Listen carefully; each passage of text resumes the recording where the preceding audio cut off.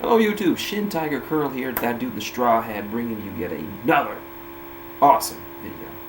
It's Monday night. You know what that means? Time for some Raw. So, it has been 1 week. We are pretty much a little over a week removed since Roman Reigns became world champion and lasted for only 5 minutes and 15 seconds before Sheamus cashed in and won. So, we got to build up to Tables, Ladders, and Chairs, our next pay-per-view, the last pay-per-view of the year. How we're going to do it? I got my notes. Let's find out. First up, we start off with The New Day. Yeah, I like this.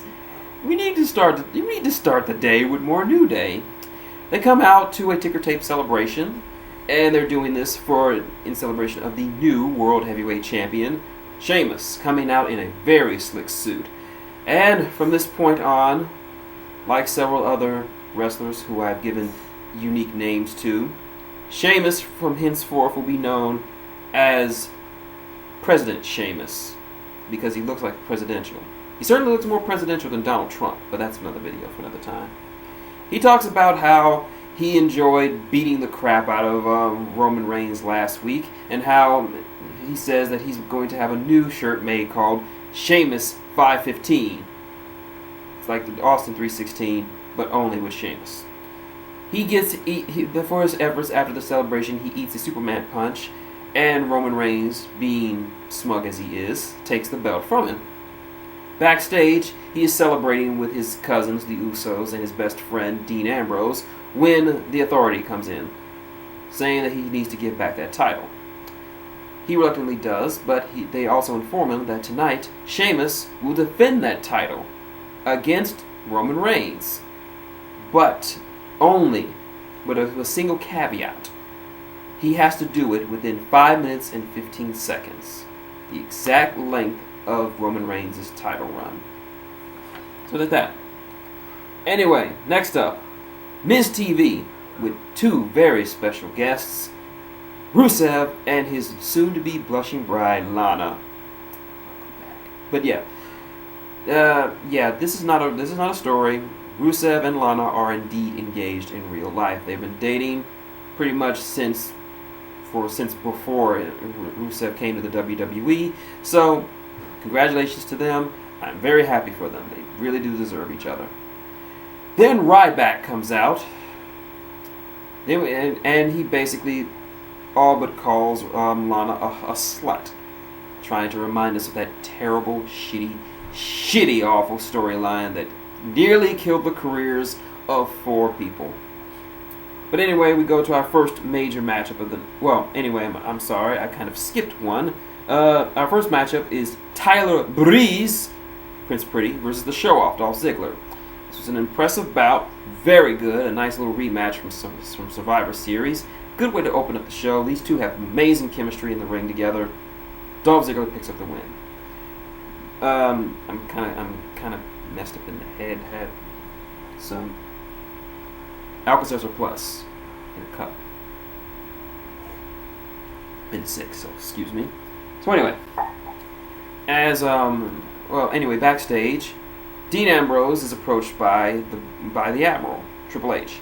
He tells him that tonight, if Roman Reigns doesn't beat Sheamus for the World Heavyweight title, then not only will he not be World Heavyweight Champion, but Dean Ambrose will not be #1 contender for the Intercontinental title, which he was because he earned it last week on SmackDown, and I think in a triple threat. So, Titty Master versus Mr. Wrestling Kevin Owens. Let's hope you win tonight. But anyway, we go to our first, going back to the one I skipped over, we have Rusev versus Ryback. This is a match not much to write home about. Ryback does do an impressive drop kick, but other than that, it's nothing much. The match ends in a food bar because Ryback accidentally shoves some steel steps into Lana's ankle. Rusev, instead of going back in the ring and beating the crap out of Ryback, decides to nurse Lana because, well, it's Lana. And he loses by countout with Ryback pulling off the win. From now on, your name is Rydick to me. Rydick. Next up, the Dudleys come out, tables in hand. and they decide to call out the Wyatt family because, well, last week they got their shit pushed in by the Wyatts, and says that they have a table for each of the members of the Wyatts. So the Wyatts come out. Brie stays back while his big bruisers, Eric Rowan, Luke Harper, and Big Braun Strowman decide to take on the Dudleys. The Dudleys like, we didn't come alone. We got family too. And that family is none other than the innovator of violence, Tommy Dreamer. And we segue into our next matchup. Tommy Dreamer and the Dudley Boyz versus the Wyatt family, consisting of Luke Harper, Eric Rowan, and Braun Strowman. This was a very good matchup for what it was worth. I mean, it was a nice little setup for this feud that's been going on between the Dudleys and the Wyatts. But it ends in foobar because, well, Wyatts can't be held accountable for their shit. They beat down the trio, the Extreme Trio, and prepare to put them through tables when Bubba is somehow able to drive Bray Wyatt through a table. It's pretty impressive. But yeah, foobar.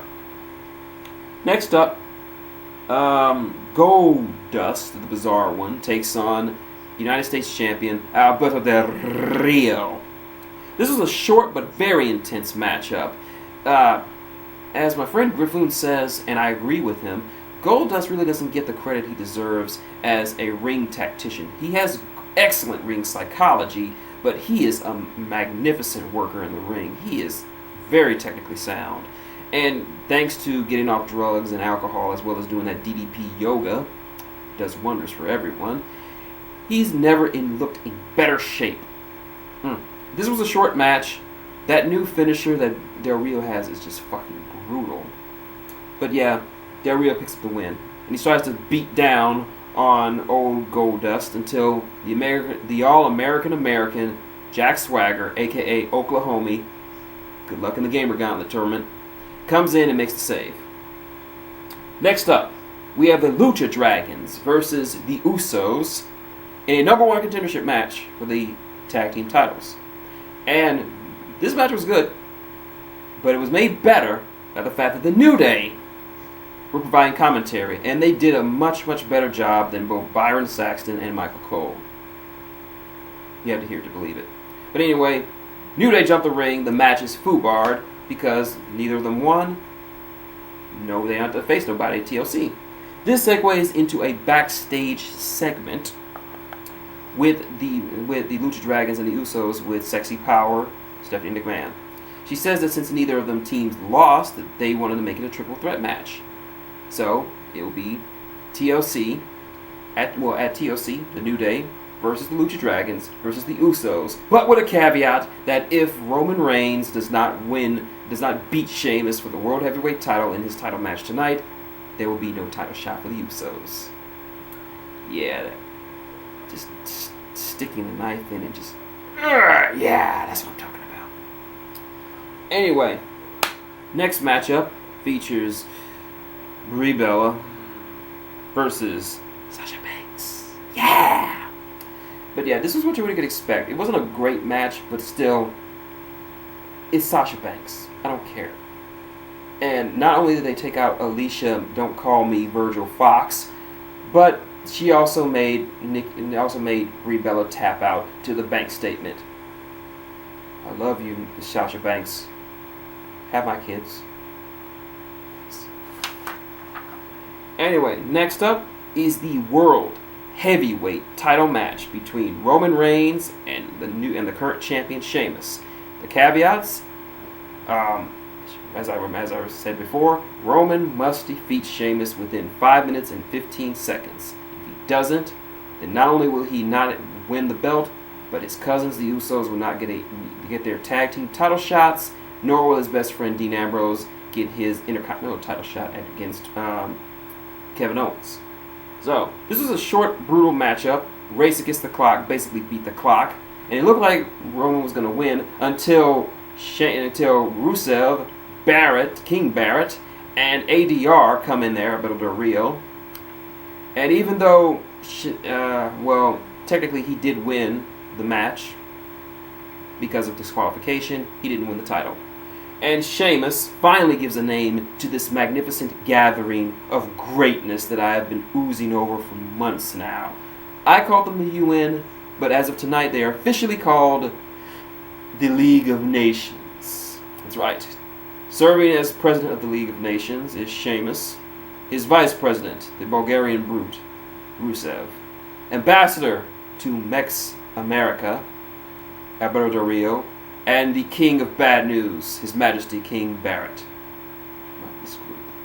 Love it. I was skeptical at first about a Sheamus title run, but with this, I can get behind. Next up, Charlotte versus Becky, non-title match. Simply a wrestling match.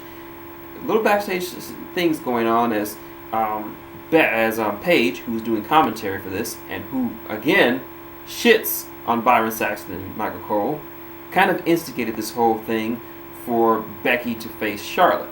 So, it was just a nice, friendly matchup. Ric Flair is out there. Woo! And it was a good match. Then Charlotte does something that makes me love her more. She feigns an injury. Her father distracts Becky on the outside and picks up the roll-up win over Becky. 1, 2, 3. The dirtiest player in the game, version 2. Yes. I agree with this. We got some other backstage segments with Stardust and Titus O'Neil because Darren Young is currently injured. We also have Adam Rose for some reason. Adam Rose!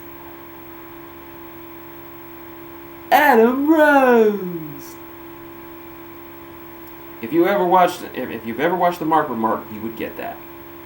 But anyway, our main event, Roman, that was made in pretty much 30 minutes beforehand. Roman Reigns, Dean Ambrose, the Usos versus the newly formed League of Nations, and more New Day.